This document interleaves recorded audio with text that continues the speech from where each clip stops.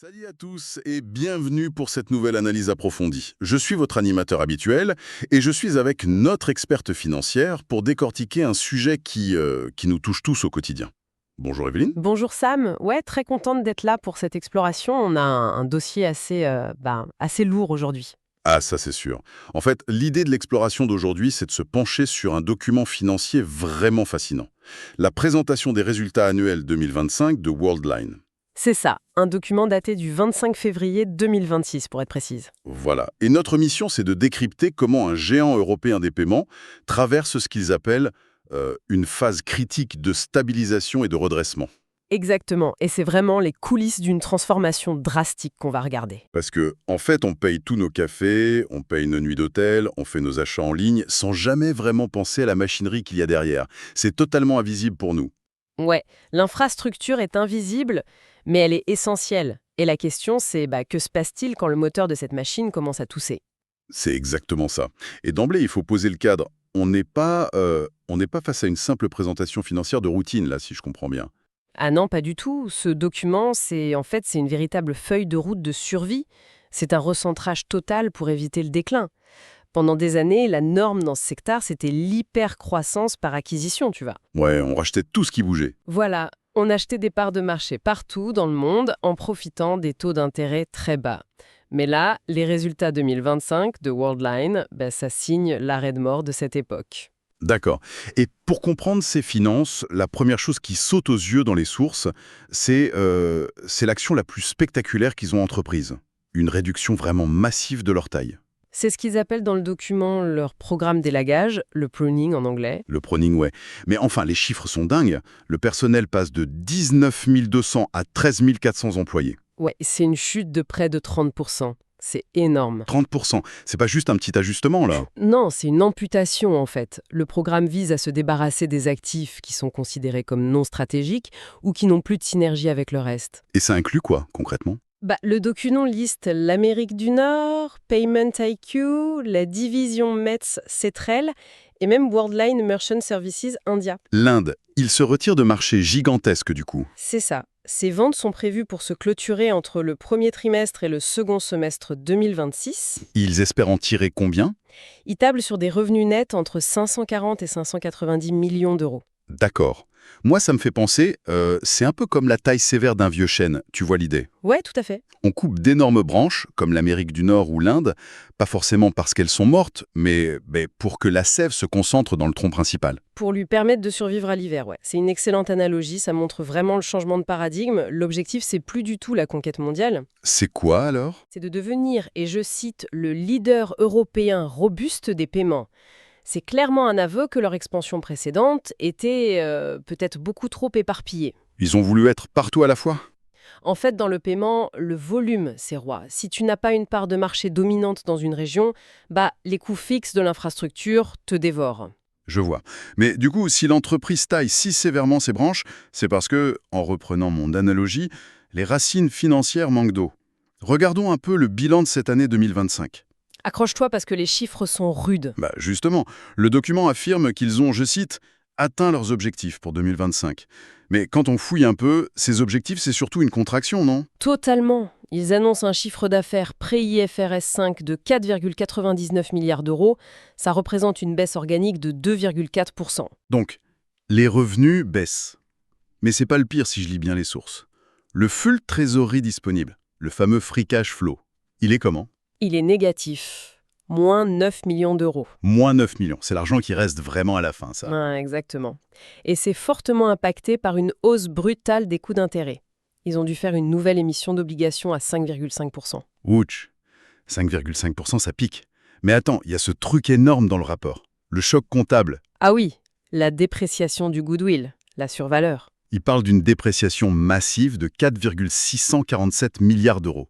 4,6 milliards. Bon, 600 millions juste liés au programme de cession dont on parlait. C'est ça. Donc là, je me fais un peu l'avocat du diable, mais l'entreprise parle de stabilisation et d'objectifs atteints, avec un flux de trésorerie négatif et une dépréciation de plus de 4,6 milliards. Est-ce que stabilisation, c'est pas juste un mot très élégant pour dire qu'ils ont arrêté de tomber en chute libre? Je comprends ton scepticisme. C'est vrai que ça ressemble à de la gymnastique sémantique. Mais il faut vraiment faire la distinction entre les pertes comptables sur le papier et la réalité opérationnelle. Explique-nous ça, parce que 4,6 milliards, ça a l'air bien réel. Oui et non. Cette dépréciation du goodwill, en fait, ça reflète simplement les rachats passés qui ont été payés beaucoup trop cher. À l'époque où l'argent était gratuit, ils ont empilé les acquisitions. Aujourd'hui, avec des taux à 5,5%, ces actifs ne valent plus ce prix-là sur le papier. Donc c'est une ligne comptable, ils n'ont pas fait un chèque de 4 milliards cette année. Exactement, ça sanctionne les excès du passé, mais ça ne vide pas la trésorerie d'aujourd'hui. Ce qui est plus intéressant, c'est l'opérationnel. La fameuse bataille sur les coûts. Voilà, ils ont réussi à faire 80 millions d'euros d'économies structurelles pour compenser l'inflation. C'est bien, mais les sources mentionnent aussi qu'ils ont subi 100 millions de coûts supplémentaires en même temps, non? Ouais, et ça, c'est le grand drame du secteur. La majeure partie de ces 100 millions, ce sont les scheme fees, ce sont les frais facturés par les grands réseaux de cartes internationaux comme Visa et Mastercard. D'accord, donc quand les réseaux de cartes augmentent leurs tarifs, Worldline en casse le coup. Surtout sur les transactions transfrontalières.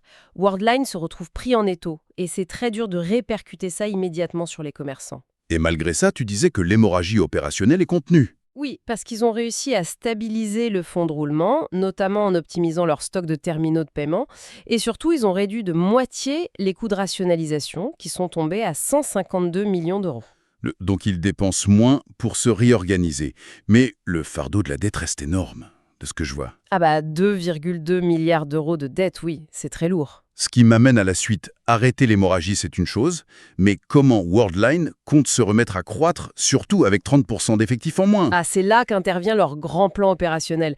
Ils l'ont baptisé North Star 2030. L'étoile du Nord. Ils reconstruisent le moteur en plein vol, en gros. C'est tout à fait ça. Ce programme, il se décline en plusieurs piliers. D'abord, simplifier.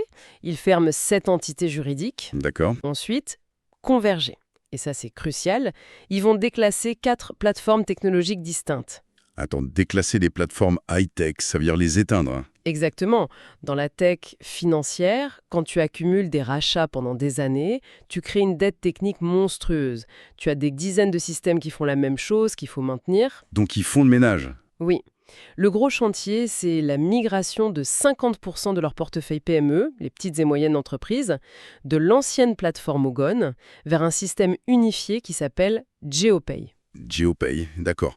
C'est marrant, ça me fait penser, imagine la rénovation totale de la plomberie et de l'électricité d'un immense hôtel de luxe. Ouais, Mais tout ça pendant que tu continues à accueillir des clients dans les chambres. c'est exactement ça.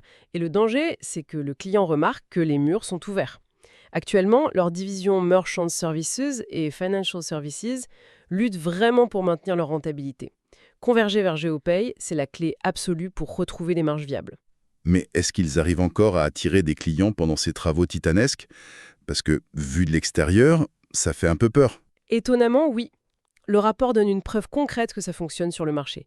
Ils ont gagné un contrat de 10 ans pour la reconquête d'un client majeur, l'hôtellerie de luxe Kempinski. Ah oui, Kempinski, c'est pas rien. Un contrat de 10 ans? C'est massif. Et ils ont gagné ça grâce à une solution omnicanal. Qu'est-ce que ça veut dire concrètement omnicanal pour un hôtel? En gros, le client réserve en ligne, laisse l'empreinte de sa carte, paye un verre au bar de l'hôtel et règle le solde à la réception. Et c'est le même système qui gère tout de manière fluide. Et le document parle aussi d'un truc super intéressant pour les marges, la conversion dynamique des devises, le fameux DCC. Ah oui, le DCC, c'est une arme redoutable. En fait, si j'ai bien compris, au lieu de laisser la banque du touriste américain faire le taux de change quand il paie en Europe, Ce qui coûte souvent très cher aux touristes et ne rapporte rien à l'hôtel. voilà. Et bien avec le DCC géré en interne, Worldline propose le change directement sur le terminal. Le client voit ce qu'il paie en dollars et surtout, Worldline et l'hôtel se partagent la commission de change. C'est exactement ça. Ça booste la rentabilité. Et avec 30% de personnel en moins, comment ils gèrent le quotidien? L'IA, évidemment. L'intelligence artificielle générative. Ah, on ne pouvait pas y couper. Non, c'est incontournable. Le rapport mentionne qu'ils ont déjà obtenu des gains d'efficacité de 7% en Inde grâce à l'IA générative. 7% juste avec l'IA? C'est fou. Et ils développent aussi de nouveaux relais de croissance. Ils se mettent à proposer des prêts directement aux commerçants basés sur leur flux de paiement.